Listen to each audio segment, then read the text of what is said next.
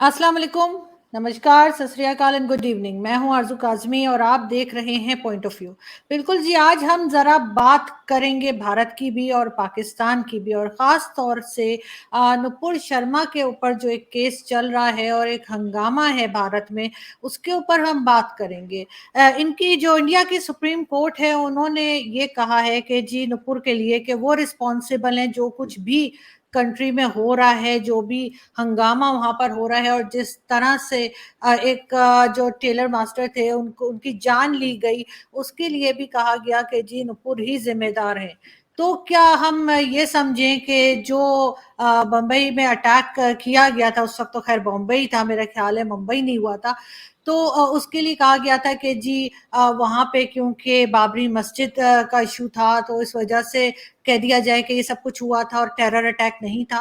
क्या उसको ये भी कहा जा सकता है कि अभी तक जो कुछ भी भारत में होता रहा है, ऐसा नहीं कि ये कोई पहला वाकया है, इससे पहले भी कई बार हमने सुना कि लोगों की इस तरह से जान ली गई और मजहब के नाम पर और इस किस्म के टेरर अटैक्स जो हुए हैं, उसमें से क्या इनकी सुप्रीम कोर्ट टेरर अटैक नहीं कहेगी? यही कहा जाएगा कि क्योंकि ब्लास्फेमी हो गई थी, क्योंकि मस्जिद को डिमोलिश किया गया था, या इसी किस्म के रीजंस देंगे और उसमें से टेरर निकाल देंगे क्या? इस पे हम बात करेंगे। इसके साथ-साथ हम पाकिस्तान की भी बात करेंगे और पाकिस्तान के एक एडवाइज़र हैं नेशनल कमांड अथॉरिटी के, और उनका नाम है जी लेफ्टिनेंट जनरल मज़हर जमील। उनका कहना है कि वेस्टर्न वर्ल्ड जो है वो भारत की मदद कर रहा है, भारत को इजाज़त दे रहा है कि वो मज़ीद अपने जो न्यूक्लियर एसेट्स हैं और जो हथियार हैं, उन्हें बढ़ा सकता है, और इससे जो है एक किस्म का डिसबैलेंस इस खित्ते में हो जाएगा, यानी इस रीजन में जो है कई प्रॉब्लम्स हो सकती हैं, और पाकिस्तान उसके लिए पाकिस्तान को उन्होंने कहा है कि जी हमें भी फिर कुछ तैयारी करनी पड़ेगी।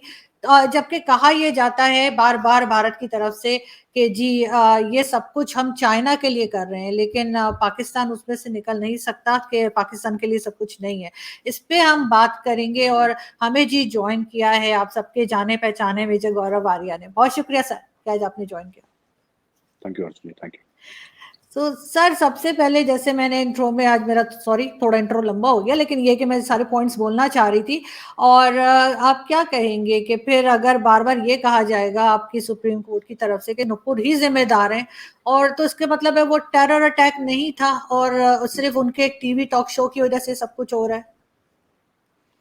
आरज़ू जी, पहले तो अपने प्रोग्राम में बनाने के लिए बहुत-बहुत धन्यवाद आपका। आरज़ू जी, 2-3 चीज़ें हैं इसमें जो हमें समझनी पड़ेंगी। पहली चीज़ तो ये है कि ये अमरावती में भी हुआ है। महाराष्ट्र में एक शहर है अमरावती, बड़ा पुराना, बड़ा फेमस शहर है। वहाँ पे भी एक आदमी को ऐसे ही मार दिया गया नुपुर शर्मा के केस में, और ये उदयपुर वाला वाक़या उसके बाद हुआ है, अमरावती वाला पहले हुआ था। जो सुप्रीम कोर्ट ने कहा है, सुप्रीम कोर्ट ने तो कह दिया, ये कोई जजमेंट नहीं है, एक ऑब्जर्वेशन था सुप्रीम कोर्ट का। क्योंकि नुपुर शर्मा के ऊपर जो अलग-अलग केसेस पूरे हिंदुस्तान में फाइल करे गए थे, तो नुपुर शर्मा ने फिर अप्रोच करा कोर्ट को कि सब दिल्ली में कर दें क्योंकि मेरी जान को खतरा है। तो उस बात को लेके उन्होंने ये बात बोली। तो मुझे पाकिस्तान से भी काफ़ी मैसेजेस आई कि देखिए आपके सुप्रीम कोर्ट ने तो बड़ा अच्छा काम करा दिया। मतलब काम तो कुछ नहीं करा सुप्रीम कोर्ट ने, एक बात बोल ली है। मैं आपको बताना चाहता हूँ कि इसके रिपरकशन क्या हैं, जो कोर्ट ने हो सकता है ना समझे हों, समझे हों, मुझे नहीं पता। मुझसे ज़्यादा पढ़े-लिखे, ज़्यादा विद्वान वहाँ पे लोग बैठते हैं। मुझे नहीं पता, लेकिन जो मेरी इसमें सोच है, मैं अपनी सोच आपके साथ अ, साझा कर सकता हूँ, शेयर कर सकता हूँ। आरज़ू जी, ऐसा है कि नुपुर शर्मा भारतीय जनता पार्टी की राष्ट्रीय प्रवक्ता थी, national spokes person of the Bharatiya Janata party. इन्होंने उस लड़की को इतना मजबूर कर दिया, ये सर तन से जुदा वाली ब्रिगेड ने और सुप्रीम कोर्ट के इस ऑब्जर्वेशन ने, ठीक है, आपने उसको एक मास लीडर बना दिया। और आज की तारीख में नुपुर शर्मा मास लीडर है। आज की तारीख में नुपुर शर्मा जहां से भी चुनाव लड़ेगी वहां से जीतेगी। ये बात सच है जो मैं आपको बता रहा हूं, ठीक है। दूसरी चीज है कि इसमें एक बड़ी, सुप्रीम कोर्ट ने खैर जो बोलना था, वो केस जो होगा सो होगा, हमें नहीं पता। बात यह है कि जो रेडिकल इस्लामिस्ट हैं, कुछ रेडिकल मुस्लिम्स हैं इंडिया में, जो उनके लीडर्स के थ्रू सपोर्टेड हैं। कभी सिर्फ जो शाही इमाम है जामा मस्जिद के और एक दो और ऑर्गेनाइजेशन है मुसलमानों की, जिन्होंने अनएक्विवोकली कंडेम करा है, बोला कि नहीं गलत है, बस कहानी खत्म, इसमें नो इफ नो बट। मैं आपको बताता हूं इसमें इंटेलेक्चुअल जिम्नास्टिक्स कैसे होता है। इंटेलेक्चुअल जिम्नास्टिक्स भी होता है इसमें आरजू जी। जो लोग इंटेलेक्चुअल हैं वो किस तरीके से गला काटने वालों को कवर फायर देते हैं, पहली चीज। और इसमें मैं सुप्रीम कोर्ट के शामिल नहीं कर रहा, मैं अलग से बता रहा हूं सुप्रीम कोर्ट ने क्या बोला। नूपुर शर्मा जिम्मेदार है, इसका मतलब जो अमरावती में जिसने गला काटा है उस बेगुनाह इंसान का, नूपुर को सपोर्ट करने के लिए, या फिर कन्हैया लाल जी जो हैं टेलर थे उदयपुर में जब उनको मारा है, तो इसका मतलब सुप्रीम कोर्ट के जो मिलॉर्ड हैं, जो जस्टिस हैं, उनका ये कहना है कि ये सब ठीक है। क्योंकि भाई अगर आप किसी को सपोर्ट करेंगे, आपने बोला नहीं है, कन्हैया कुमार जी ने खुद कुछ नहीं बोला, उन्होंने सपोर्ट करा। उन्होंने उनके मोबाइल फोन पे वो भी कह रहे थे किसी और ने करा है, उनके बच्चे ने कर दिया, उनको खुद तो मोबाइल चलाना नहीं आता था, इतना फेसबुक पे नहीं थे वो, और वो डाल दिया। तो अब हुआ ये कि डालने के बाद क्या हो गया कि उनको मार दिया गया। यानी कि अगर आप कुछ बोलेंगे आपका कत्ल हो जाएगा और गलती किसी और की होगी, आपकी गलती नहीं है। मैं एज अ लेमैन, एक आम आदमी की तरह मैं तो यही समझूंगा कि भाई अगर किसी ने प्रॉफेट मोहम्मद को कुछ बोला टेलीविजन शो पे, और किसी तीसरे आदमी ने जो कि 1000 किलोमीटर दूर है अमरावती में, या कई 100 किलोमीटर दूर है उदयपुर में, अगर वो कहता है टीवी शो को सपोर्ट करता है, तो उसका गला काटना, एंड इट्स ऑल राइट, आपने मार दिया, हिंदू था, आपने गला काट दिया, कोई इशू नहीं है। मैं इसको कम्युनल रंग नहीं देना चाहता, लेकिन पहलू खान के लिए जितने रुदाली आए थे सड़क पे छाती पीटते हुए कि पहलू खान को मार दिया, और गलत मारा पहलू खान को, मैं ये नहीं कह रहा कि सही मारा, बिल्कुल गलत मारा, and the killers must be punished. लेकिन क्या होता है, ये हिंदुओं में गुस्सा क्यों है, मैं आपको बताता हूं अर्जुन जी, और आपको बड़ा सरप्राइज होगा जो मैं आपको बता रहा हूं। इस देश में करीब 82-83% या फीसद हिंदू हैं। भारत एक हिंदू मेजॉरिटी कंट्री है, कॉन्स्टिट्यूशनली सेक्युलर है, और यहां पे हिंदू की जो लड़ाई है वो बराबरी की है। हिंदू जो लड़ रहा है भारत में, वो इसलिए लड़ रहा है कि मैं बराबर का नागरिक हूं। आपको इस चीज को सुन के शॉक होगा, आप हैरान रह जाएंगी कि ये कौन सी अजीब सी बात है। आप 82-83% है, फिर भी कह रहे हैं आपके खिलाफ डिस्क्रिमिनेशन हो रहा है। हिंदुओं के खिलाफ भारत में डिस्क्रिमिनेशन होता है, और मैं आपको बताता हूं क्यों होता है। क्योंकि इसको इंटेलेक्चुअल सैंक्टिटी है इंडिया में, इसको इंटेलेक्चुअल कवर है। जब तक आप हिंदू को गाली नहीं देंगे, जब तक आप हिंदू देवी देवताओं को गाली नहीं देंगे, आप इंटेलेक्चुअल नहीं बनेंगे इंडिया में। ये बड़ा अनफॉर्चुनेट है जो हमारे देश के साथ है। आप जिसको वो लुटियंस गैंग कहता है ना, अर्नब गोस्वामी, आपने अर्नब की शोज में आप खुद कई बार आ चुकी हैं, जिनको लुटियंस गैंग कहता है, वो कौन है लुटियंस गैंग? यही लोग हैं जो कवरिंग फायर देते हैं। जब एमएफ हुसैन, अब वो इस दुनिया में नहीं रहे, तो उनके बारे में मैं कोई उल्टी सीधी बातें नहीं कहना चाहूंगा, लेकिन जब एमएफ हुसैन नॉर्मल पेंटिंग बना रहे थे, तो he was a great painter. वो घोड़े छोड़े की पेंटिंग बनाते थे, वो बड़े ग्रेट पेंटर थे। जब उन्होंने हमारे देवी देवताओं की अभद्र और नंगी तस्वीरें बनाना शुरू करी, तो वो लेजेंड बन गए। मुझे शिकायत अपने मुसलमान भाइयों से नहीं है, मुझे शिकायत अपने समाज से है, मुझे शिकायत हिंदू समाज से है। क्योंकि इसमें करने वाले ये जो इंटेलेक्चुअल जिम्नास्टिक्स करते हैं, ये हमारी पॉलिटिकल पार्टीज हैं जिनके लीडर्स हिंदूज हैं, यही गंद डाल रहे हैं ज्यादा। ठीक है, यही गंद डाल रहे हैं। देखिए, माहौल बनाने वाला ना बड़ा कल्प्रिट होता है, माहौल बनाने वाला। ठीक है, अब मैं आपको एक और बात बताता हूं अर्जुन जी। परेशानी ये है इंडिया में कि आपको कोई कैसे रिकॉग्नाइज करेगा। आप इंटेलेक्चुअल हैं, आप बड़े हैं, आपने हिंदू देवी देवताओं को गाली दी, उनका अपमान करा, आप इंटेलेक्चुअल बन गए। अगर आपने सिर्फ ये बोल दिया कि साहब आप गाली मत दीजिए, तो आप संघी बन गए, यानी कि आप आरएसएस के मेंबर हो गए, आप संघी हो गए, आप कम्युनल हो गए। आप इस देश में भाईचारा नहीं चाहते, आप गंगा जमुनी तहजीब को आप नहीं मानते, है ना? आपने सुना है गंगा जमुनी तहजीब का नाम? जी जी बिल्कुल। ये भी एक बहुत बड़ा चूरन है जो भारत में बिकता है, बहुत बड़ा चूरन है। ठीक है, लेकिन इसके बारे में कभी और मैं आपको बताऊंगा। तो यहाँ पे जो भारत में 82-83% हिंदू है, उसकी लड़ाई है एकता की, मिलजुल के रहने की। उसकी लड़ाई ये है कि मुझे समान अधिकार दो। उसकी लड़ाई हर समय ये है कि मुझे बराबर का नागरिक समझा जाए, बराबर का शहरी समझा जाए, जो कि नहीं समझा जाता। और ये आपको बात बड़ी अजीब सी लगेगी, बड़ी अजीब से लगेगी कि आप बात क्या कर रहे हैं, राइट? कि एक हिंदू मेजोरिटी कंट्री में यह कहा जा रहा है कि sir you are treated inferior, that is true, ये बिल्कुल सच है। हिंदुस्तान में हिंदुओं को निचले दर्जे का नागरिक समझा जाता है, ये बात सच है। और एक पूरा एक इंटेलेक्चुअल एक कवर फायर इसको दिया जाता है, जहां पे ये देखिए, आपने देखा ना सुप्रीम कोर्ट के मिलोड, अब मैं कुछ बोलूंगा तो मेरे ऊपर दावा हो जाएगा मानहानि का। भाई मैं एक साथ एक चीज बता रहा हूं, या मानहानि या जो भी कोर्ट का, जिसको क्या कहते हैं कि जिसको आप कोर्ट के अगेंस्ट चले जाते हैं, मानहानि is perhaps not the right word, आपके ऊपर वो you know condemn of court हो जाता है बिल्कुल। या contempt is the right word, contempt of court आपने कर दिया। But fact of the matter is, court का जजमेंट क्या कहता है, जजमेंट नहीं है माफ कीजिएगा, कोर्ट का ऑब्जर्वेशन क्या कहता है नुपुर शर्मा के बारे में, कि नुपुर ही है फसाद की जड़। ठीक है, नुपुर की ही वजह से हो रहा है। यानी कि वो जो दो टेररिस्ट थे जिन्होंने कन्हैया लाल जी की गर्दन काटी, उनकी गलती बिल्कुल नहीं है। वो नन्हे मुन्ने बच्चे हैं, वो अच्छे लड़के हैं, बिल्कुल साफ और पाक हैं। उन्होंने एक इंसान की, निर्दोष इंसान की, जो मासूम था, उसकी गर्दन रेत दी, उनकी कोई गलती नहीं है। गलती एक्चुअली नुपुर शर्मा की है, जिसने 1 महीने पहले टीवी में किसी और मुस्लिम क्लेरिक या मुस्लिम नेता के बयान के अगेंस्ट उसने एक जवाब टेलीविजन शो में दे दिया, जिसके लिए वो माफी मांग चुकी है, राइट? गलती नुपुर शर्मा की है।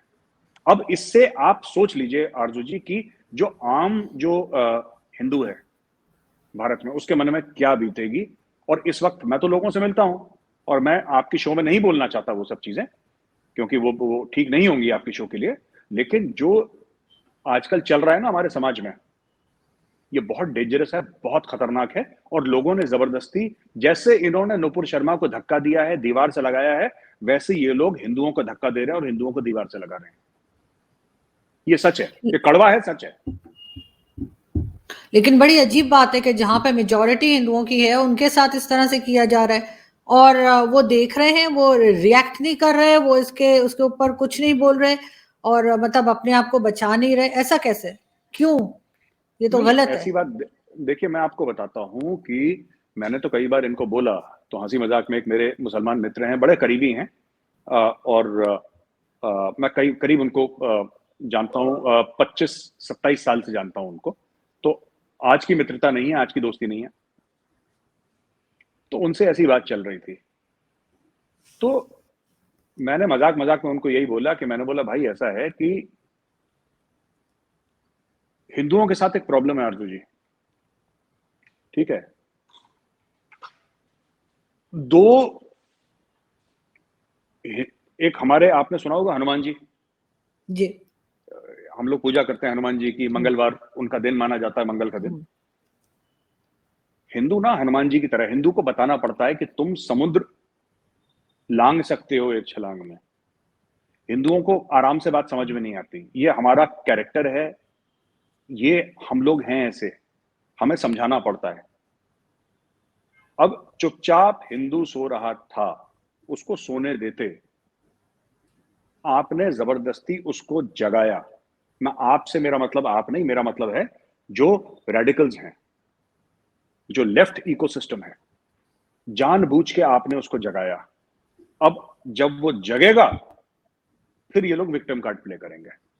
आप देखिएगा अभी होता क्या है। आप तो इंडिया को बहुत क्लोजली फॉलो करती हैं आरजू जी, अभी, और भगवान ना करे इसका कोई रिएक्शन हो, लेकिन यहाँ पे बहुत खतरनाक इम्कान है, बड़े खतरनाक चीजें देखने में मिल रही हैं मुझे। और ये जो है ना, ये जो कन्हैया लाल जी की गर्दन इन्होंने काटी और कन्हैया लाल जी का खून कराया, मर्डर कराया है, आरजू जी एक वाटरशेड मूवमेंट है ये। इस डेकेड का, पिछले 10 साल का एक बहुत बड़ा वाटरशेड मूवमेंट है।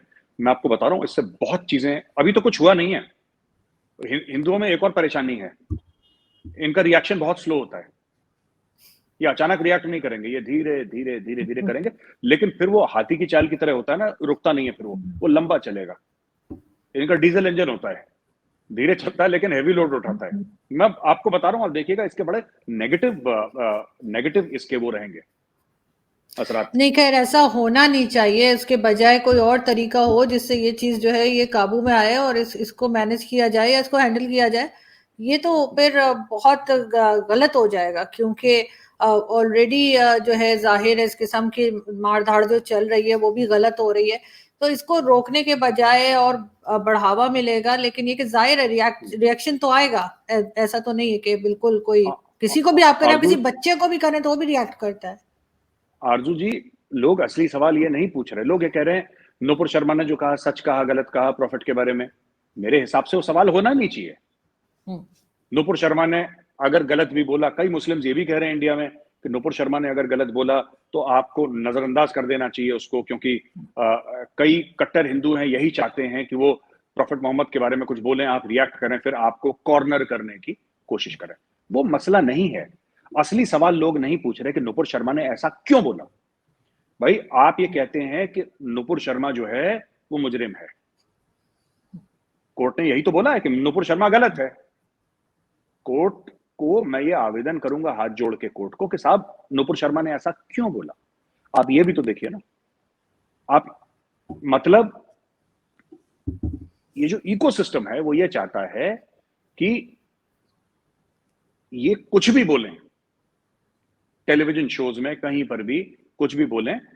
मैंने आपको शायद वो वीडियोस भेजे थे असदुद्दीन ओवैसी के, जहां पे वो हिंदू देवी देवताओं को कह रहे थे कि इन मनहूसों का नाम मैं, मतलब शिव जी, पार्वती माँ, सीता माँ, प्रभु श्री राम, इनके लिए कह रहे थे कि मैं इन सब मनहूसों का नाम इस महफिल में लेना नहीं चाहता।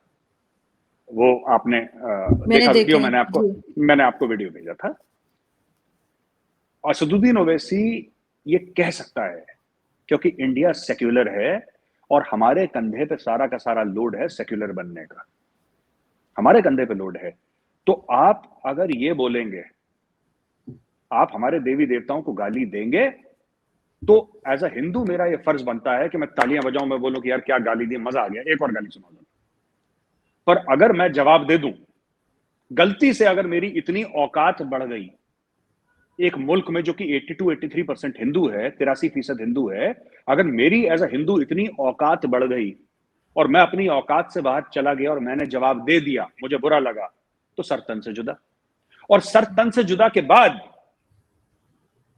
जो हमारा टॉप लेयर है या कोर्ट्स हैं, वो ये बोलेंगे बेटा तुमने बोला था, तुम्हारा सर बिल्कुल ठीक कटा है।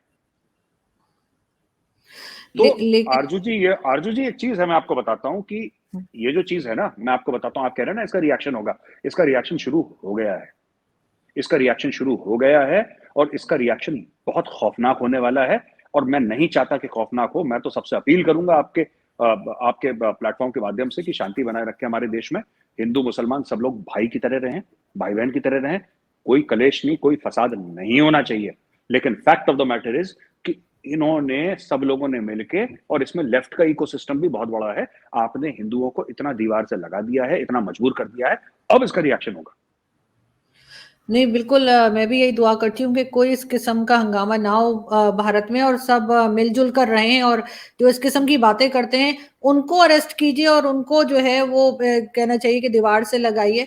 और नुपुर ने तो खैर सॉरी भी कर दिया था, सब ये बात खत्म हो जानी चाहिए थी। और मुझे बड़ी हैरत है कि ये बात दोबारा से निकल कर आई है, और वरना बीच में तो काफी सन्नाटा हो गया था और लग रहा था कि सब ठीक ठाक हो गया। वैसे भी टॉक शोज में जो आपके यहाँ के होते हैं वो सब लोग कुछ भी बोल रहे होते हैं, मेरा नहीं ख्याल कि उसको इतना बढ़ाना चाहिए था। लेकिन साथ साथ ये दो लोग जिन्होंने मारा है, जो कि दो मुस्लिम्स हैं और इन्होंने मारा है, और इनकी बाइक का नंबर भी जो है वो बताया जा रहा है 2611, और साथ साथ पाकिस्तान को भी बीच में जो है वो लाया गया कि जी पाकिस्तान में ट्रेनिंग के लिए गए थे। मतलब छुरियां चलाने के लिए पाकिस्तान की ट्रेनिंग की मेरा नहीं ख्याल के जरूरत होती है। तो आपके ख्याल से पाकिस्तान का नाम क्यों बीच में आ रहा है?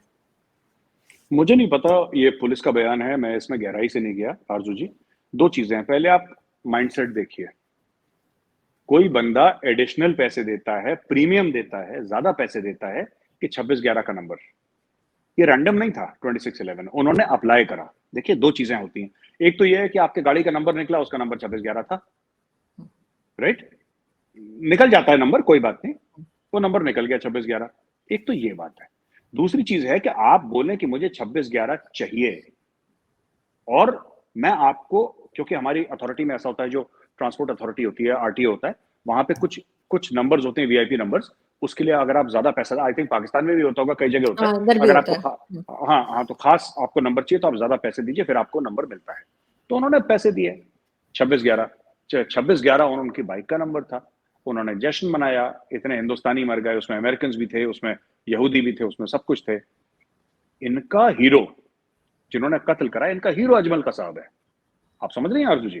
पहली चीज। दूसरी चीज, जिन तंजीमों के साथ, अब मुझे नहीं पता है पाकिस्तान गए ट्रेनिंग के लिए कि नहीं गए, लेकिन जिन तंजीमों के साथ इनका पता लगा है कि इनका राब्ता था, इनका कनेक्शन था, वो पाकिस्तान बेस्ड हैं। ठीक है, तो अब जाके इन्वेस्टिगेशन होगा, एनआईए देख रहा है, एनआईए के हाथ में इन्वेस्टिगेशन है, नेशनल, हमारी जो प्रीमियर इन्वेस्टिगेशन एजेंसी है इंडिया की, एनआईए, एनआईए इसको देखेगी और एनआईए फिर इसको आगे अंजाम तक ले जाएगी कि इसमें क्या करना है, किस तरीके से करना है। Fact of the matter Aarzoo ji is this, that इसको इंडिया में बड़ा, जिसको कहते हैं ना कि नॉर्मलाइज कर दिया गया है कि आप कुछ बोलेंगे तो आपकी गर्दन तो कटेगी बॉस, ये आपको समझना चाहिए, बोलने से पहले सोच लेना चाहिए था। ठीक है, आपको बोलने से पहले सोच लेना चाहिए था कि सर तन से जुदा होगा। अब इसका रिएक्शन क्या होगा आरजू जी, ये मैं कान पकड़ सकता हूं अपने और ये बोल सकता हूं कि ऐसा ना हो, क्योंकि there is a lot of anger ground पे। और मुझे नहीं लगता कि सुप्रीम कोर्ट के जो जज थे उन्होंने जज करा है या उन्होंने सोचा है कि बोलने से पहले इसका नतीजा क्या होगा। इसका नतीजा बहुत बुरा, मैं लोगों से मिल रहा हूं सड़क पे, and the common Hindu is very very very angry. गुस्सा, अपसेट नहीं है वो, उसको बुरा नहीं लग रहा, उसको गुस्सा आ रहा है। ये गुस्सा किस डायरेक्शन में देश को ले जाएगा मुझे नहीं पता। बिल्कुल जी, क्योंकि लेकिन ये जो भी उन्होंने बात की नुपुर के लिए आपकी सुप्रीम कोर्ट ने, वो तो खैर मुझे बहुत ही मैच्योर सी लगी और अजीब किस्म की कि जी आपको रेड कारपेट ट्रीटमेंट दिया जा रहा है और आपकी बात की वजह से सब कुछ हो गया है। मतलब वो जजमेंट नहीं दे रहे, वो एक तरह का जैसे कहते हैं ना, वो बच्चों जैसा कोई स्टेटमेंट उन्होंने दिया है, और जो कि मेरे ख्याल से नहीं देना चाहिए था। लेकिन हम अगर आगे बढ़े और हम बात करें, जैसे मैंने आपको एक आर्टिकल भी भेजा था कुछ देर पहले, जो है लेफ्टिनेंट जनरल मजहर जमील साहब ने कहा है कि वेस्टर्न वर्ल्ड जो है वो भारत को सपोर्ट कर रहा है या उसको परमिशन दे रहा है एक तरह की, कि आप लोग अपने जो है न्यूक्लियर एसेट्स को भी बढ़ा सकते हैं और हथियार भी और इस किस्म की। तो आपको नहीं लगता कि इससे जो है वो इस रीजन में जो है डिसबैलेंस हो जाएंगे सब लोग, और खासतौर पे पाकिस्तान के लिए भी वो चीज़ जो है वो काफ़ी पाकिस्तान को भी फिक्रमंद कर देगी? क्योंकि ये कहना कि नहीं ये हम आपके लिए नहीं, ये तो हम चाइना के लिए कर रहे हैं, तो क्या पता कब मूड चेंज हो जाए और पाकिस्तान की तरफ रुख हो जाए, क्योंकि चाइना भी काफ़ी का जो है वो एक तरह की टफ कंपटीशन है भारत के लिए, अगर कंपेयर करें पाकिस्तान से। आरजू जी, पहले ये बात बिल्कुल गलत है, जो भी आपसे कहता है ये कि पाकिस्तान के लिए नहीं है, चाइना के लिए, ये दोनों के लिए है। हमारी जो मैक फोर्सेज हैं, मैकेनाइज फोर्सेज, जिसमें टैंक्स और मैकेनाइज्ड इन्फेंट्री है, वो ज्यादातर पाकिस्तान फेसिंग है। हमारे 3 स्ट्राइक कोर पाकिस्तान को फेस कर रहे हैं, जिसमें से एक को रिपर्पस करा गया है चाइना की तरफ, 1 कोर को, 1 कोर, 2 कोर, 21 कोर। कुछ समय पहले तक ये तीनों के तीनों पाकिस्तान को फेस कर रहे थे। 17 कोर जो पानागढ़ में है स्ट्राइक कोर, वो that is work in progress, बड़ी तेजी से काम हो रहा है, वो भी मुकम्मल हो जाएगा, पूरा हो जाएगा। अच्छा, दूसरी चीज है कि ये कहना कि अमेरिका सपोर्ट कर रहा है पाकिस्तान, इंडिया के न्यूक्लियर प्रोग्राम को, तो मैं जितने भी पाकिस्तानी भाई बहन ये प्रोग्राम देख रहे हैं, मैं आपको बता दूं कि 1974 में, I think if I am not mistaken,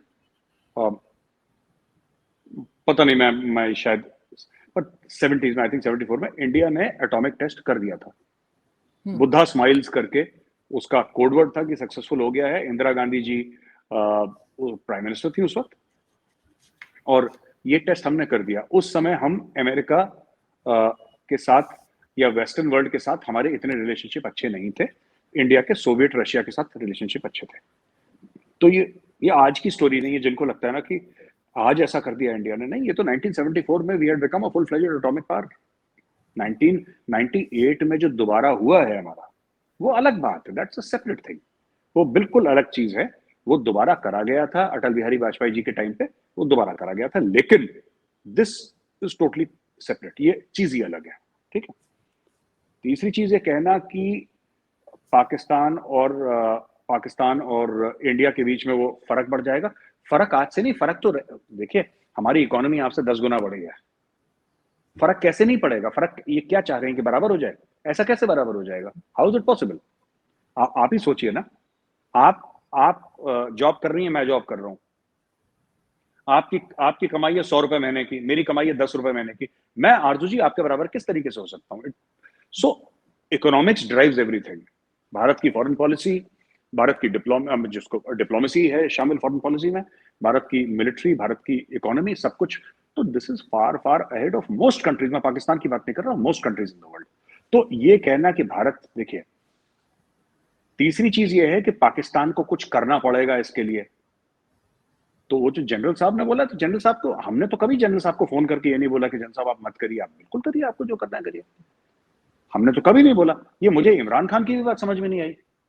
ये खुद ही से सवाल पूछते हैं खान साहब, खुद ही को जवाब देते हैं। और यही चीज, यही बिच्छू बिलावल को भी काट लिया जो वो पावर में आया है, कि जब तक भारत 370-35 से नहीं हटाएगा तब तक हम भारत से बात नहीं करेंगे। अरे भारत ने कब बोला कि हमसे, हमने, हमारी तरफ से कोई फोन कॉल गया कि आज हम बड़े परेशान हैं, आप हमसे बात नहीं कर रहे?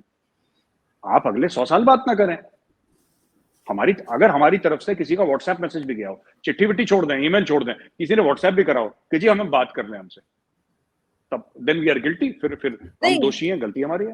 अब आपको लगता है कि ये बिलावल ने जो कहा या बिलावल भुट्टो ने जो कहा या इमरान खान ने जो कुछ कहा है, आपको लगता है ये अपनी मर्जी से कहते हैं? जाहिर इनको एस्टेब्लिशमेंट कहती है, फौज से कहा जाता है कि स्टेटमेंट दो, ये अपनी मर्जी से तो स्टेटमेंट नहीं देते। ये तो कोई ढकी छुपी बात नहीं है। नहीं, आरजू जी बिल्कुल ठीक कह रही हैं। ये चाहे अपनी मर्जी से दें, या इसका मतलब ये कोई ना कोई, ये पाकिस्तान के पॉलिसी ऑब्जेक्टिव्स है ना, ये इनको आर्टिकुलेट जीएचक्यू रावलपिंडी करवा रही है, पाकिस्तानी आर्मी करवा रही है, ये खुद पाकिस्तान पीपल्स करवा रही है, पार्टी करवा रही है, तहरीक इंसाफ कर रही है, गवर्नमेंट कर रही है, ऑपोजिशन जो भी कर रही है, कहीं से भी आ रहा है, किसी पाकिस्तानी लीडर जो कि कॉन्स्टिट्यूशनल पोजीशन होल्ड करता है, उसके मुंह से निकल रहा है। हम तो यही मानेंगे कि पाकिस्तान का प्रधानमंत्री बोल रहा है तो सच बोल रहा होगा। हम तो यही मानेंगे ना। हम ये थोड़ा ना बोलेंगे कि पीछे कहां पे उसके तार जहां मर्जी जुड़े हैं, हमें उससे कोई लेना देना नहीं है।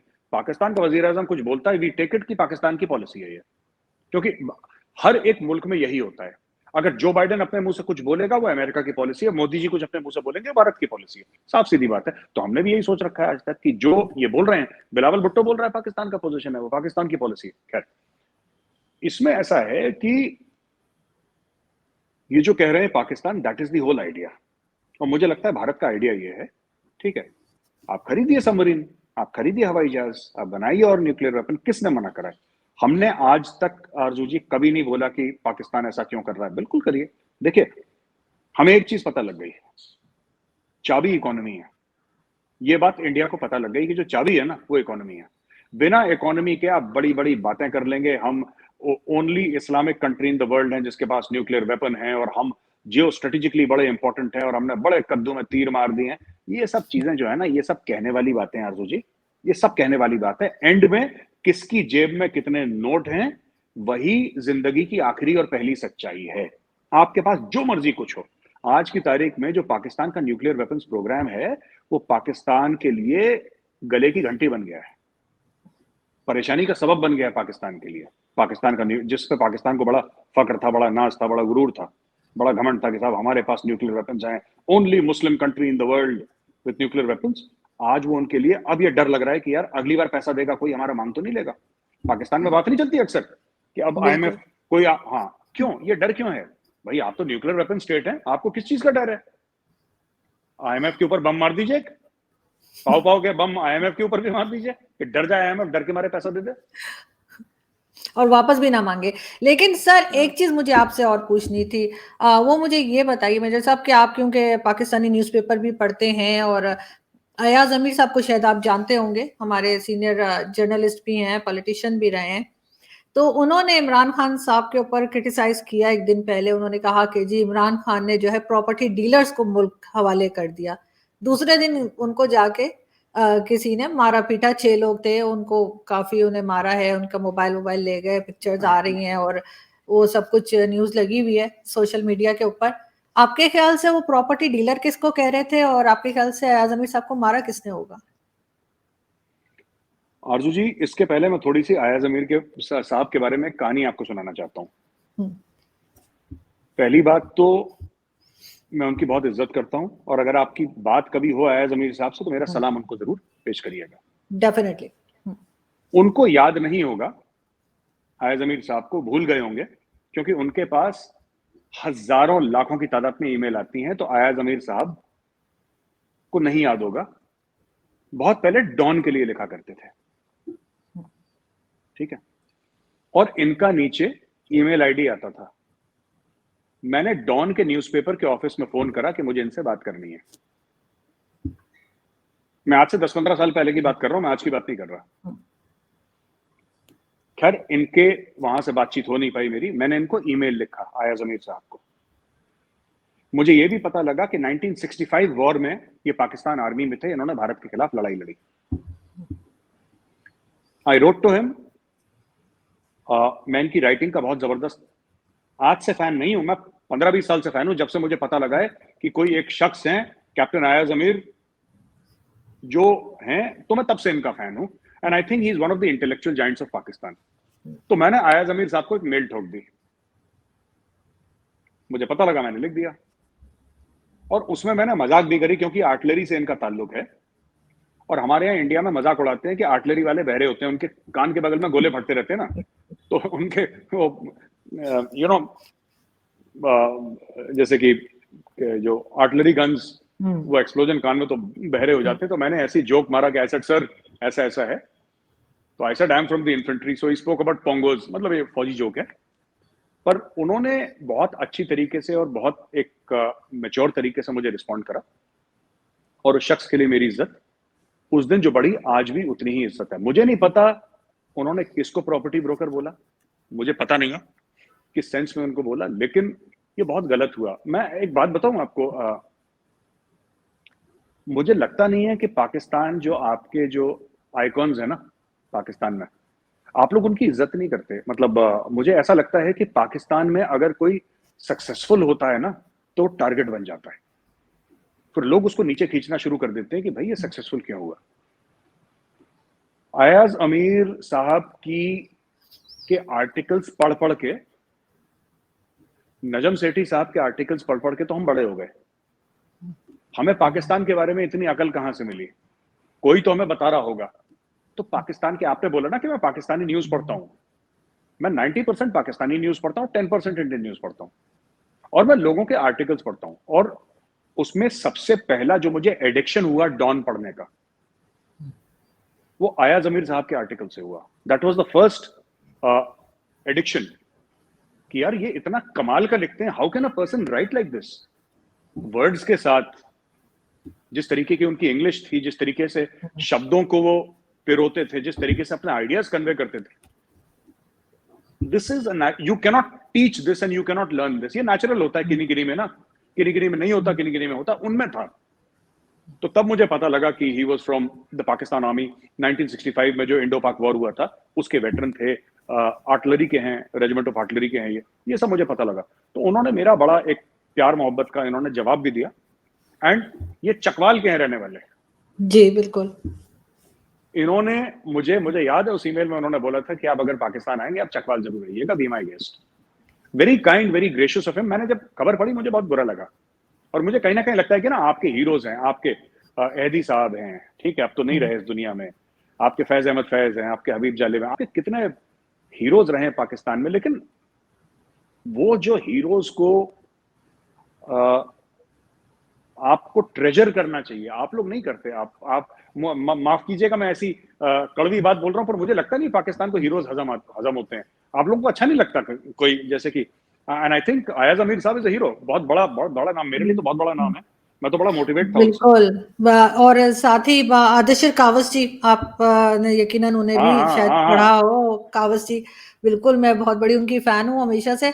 और हूद भाई, परवेज हूद भाई, बिल्कुल हमने कभी इन लोगों की रिस्पेक्ट नहीं की, और आप जरूर पाकिस्तान आइए, मैं सबसे मिलवाऊंगी आपको। आरजू जी, कावस जी ने तो मुझे डांट दिया एक बार, मैंने मेल पे लिखा था वो मैं अदरशीर कावस जी ऐसी कुछ नाम है ना उनका। जी आदिशिर कावस जी, हाँ, ही इज अ पारसी, और उन्होंने जनरल सैम मानेकशॉ के बारे में आर्टिकल लिखा था। वो इंटरनेट पे कावस जी आर्टिकल ऑन सैम मानेकशॉ, अगर आप टाइप करेंगे गूगल में आपको मिल जाएगा वो आर्टिकल।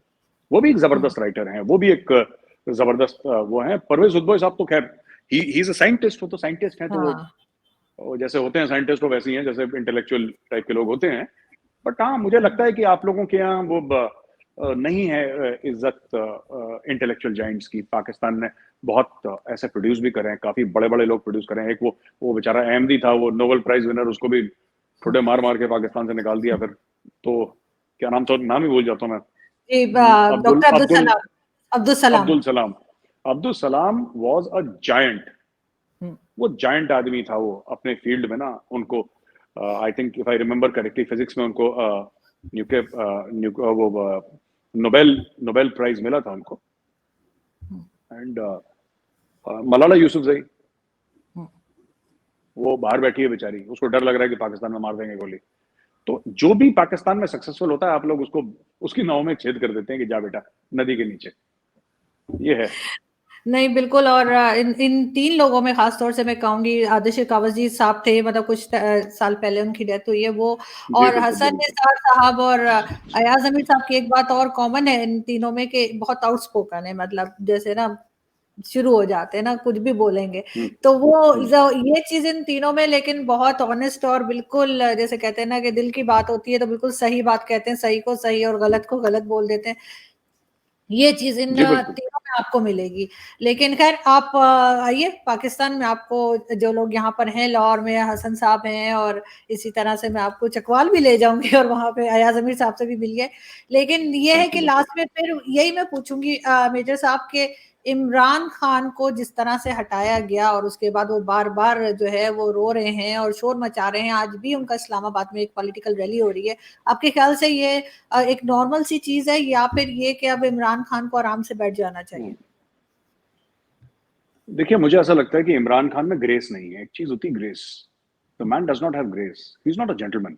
आई एम सॉरी मैं ऐसी बातें कर रहा हूँ, तल्ख बातें हैं, कड़वी बातें हैं। I don't think Imran Khan is a gentleman. Bharat में हुआ था, और मैं कोई उद्धव ठाकरे जी का कोई बहुत बड़ा फैन नहीं हूँ। उन्होंने बहुत गड़बड़ करी और मैं कई उनकी पॉलिसी से सख्त खिलाफ हूँ। खास तौर से जिस तरीके से उन्होंने अर्नब को हाउंड करा, उसके ऊपर अर्नब के ऊपर फैब्रिकेटेड केसेस करे, अर्नब को जेल में डाला फालतू में क्योंकि अर्नब ने अपनी आवाज उठाई थी। ये पालगढ़ के जो साधु थे उस मामले को लेकर, और कई सारी ऐसी चीजें हैं जहां पे मैं बहुत सख्त खिलाफ हूं उद्धव ठाकरे की पॉलिसीज का। हैविंग सेड दैट, मैं एक बात बोलना चाहता हूं। जब उद्धव ठाकरे को यह पता लगा कि उसके एमएलएज उनके साथ नहीं है, उनके एमएलएज ने उनको छोड़ दिया है, एक नाथ शिंदे साहब एमएलएज लेकर अलग हो गए, उन्होंने रात को चीफ मिनिस्टर रेजिडेंस छोड़ दिया, अपने घर चले गए। फिर जो भी हुआ, जैसा भी हुआ, Eknath Shinde today is the chief minister of Maharashtra. Maharashtra की जीडीपी जो है वो पाकिस्तान से ज्यादा है।